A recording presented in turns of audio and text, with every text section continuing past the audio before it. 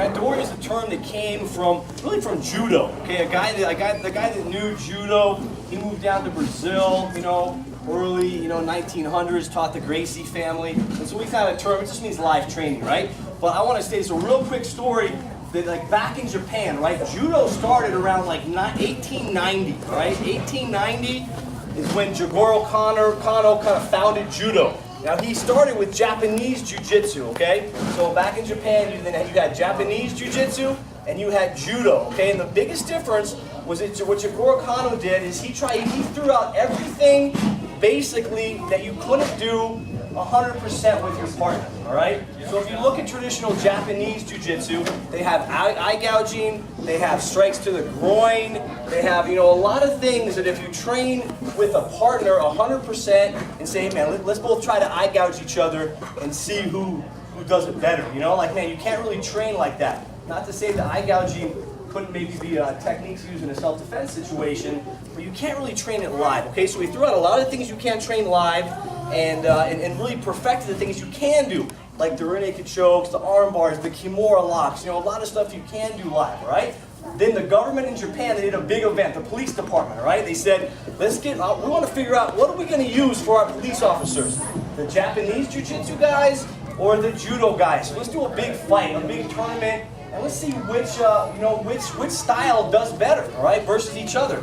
And the judo guys just killed the Japanese jiu-jitsu guys, all right? And I think it's something to understand that not only in jiu-jitsu is it about the techniques, but it's the training methodology, that we use, and that then continues through. And so you still see a lot of styles nowadays that don't have that, you know what I mean? Where you learn more through katas and forms and theory, and not as much getting in there and just really, let's see what happens when we go at each other, let's see what's going to happen. That's how you can really develop and learn better, all right? So we're just going to kind of introduce some of you guys to that tonight in a controlled way. We normally have people wait until they get their second strike to go live, just so that people don't get hurt, don't get injured, okay? So we're just doing a couple drills tonight. We'll have some fun with it, all right? We've got a lot of, advanced guys here to come out. We'll train with you guys, and don't worry, no one's going to kill anybody. We're just going to have some fun, all right? Show you guys some stuff. What I'd like to say is that when you train live like this, the kind of energy that you bring is what the other person's going to bring, So I always encourage everybody to try to start off kind of chill. Don't try to kill each other. It's okay to still get after it, of course,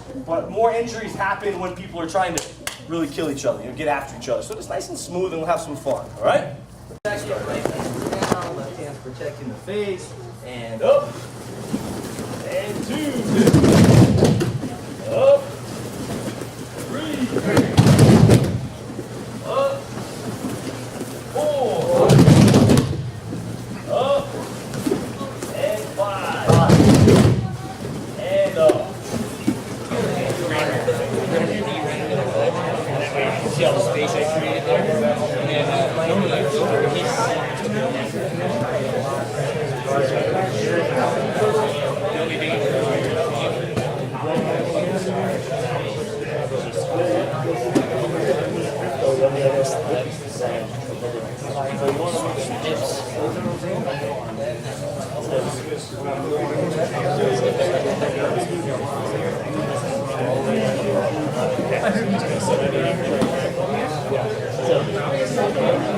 Yeah, just keep switching around,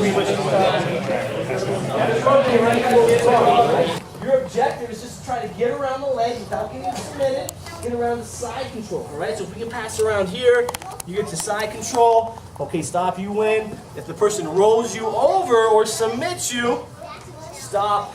Person on the bottom wins, okay? So coach throws me over, boom. Okay, stop. He puts me in some kind of a submission hold, triangle jump, okay, jump, tap out. Now guys, the tap, right, that's the most important thing. If you get caught in anything, you feel like you're being smothered, you feel like you're choked, your arm is straight, none of the guys want to hurt anybody, so I'm just going to tap out, okay, if you get caught in something, right? I don't want to hear any, ah! I don't want to no screaming.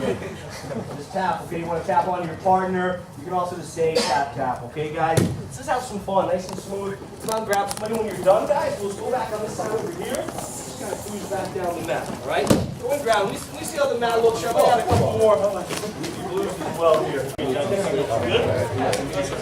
That's right. Okay, so let's come take it back over here. right, let's not repeat that. Lauren.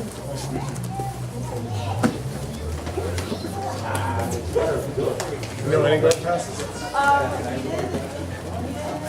Good, how are you kids? So one of them just kind of doing. Yeah, we kind of did that. I did that once. Let's try that and I'll get you a little distance. Okay.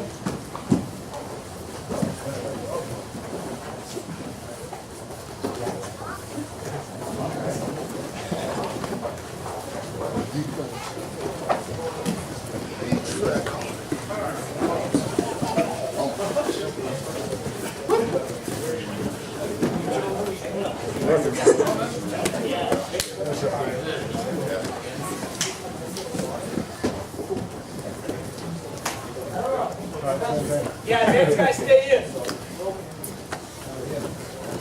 Just tell them I know what to do.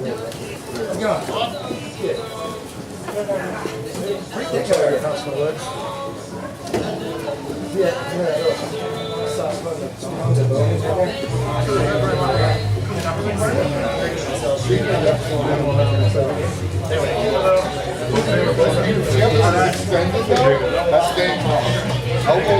No, take this one all the way up. Now reach for my collar. We're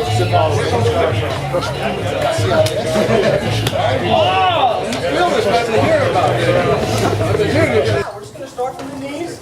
We're going to roll. Just trying to have some fun, guys, all right? No one's killing anybody, right? Nice and smooth, nice and technical for me.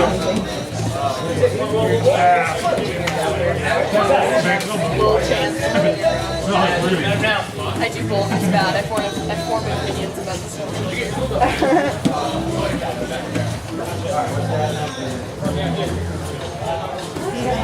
I think we can like that one. I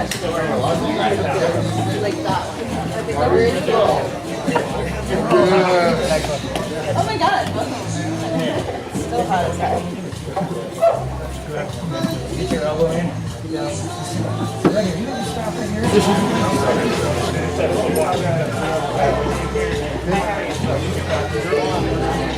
Cross there.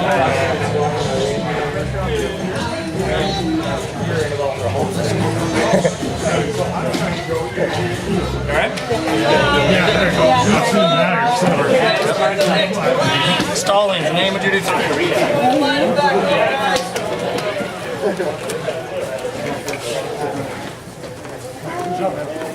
By rank, right, guys? Over here, right, middle. Advanced guys on the side. Training good out there, you know. I always think like there's a difference. Like, what's the difference between like a fight club and a martial arts academy? You know what I mean? And the difference usually is, you know, a fight club is more a place where you have people preparing for a fight, and they don't really care as much if everybody gets better. You know, they're more concerned about just themselves getting better. So a lot of people come in and, you know, a lot of places like this, people just get smashed on. The white belts just get smashed on. A lot of them don't continue to train very long. You know, we've tried to really have more of a martial arts academy here, with the idea that it's like the job of the advanced guys to help the new guys. You know what I mean? Get better. Because if that happens, like put yourself in my shoes.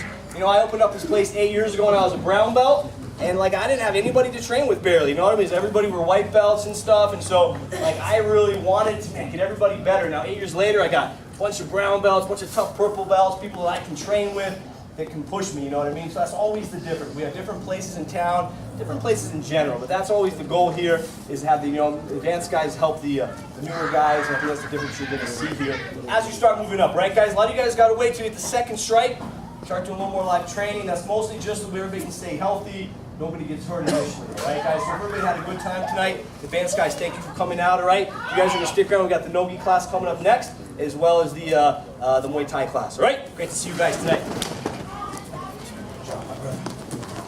All right, thanks for coming out, guys. Thanks for coming out. Thanks. Thanks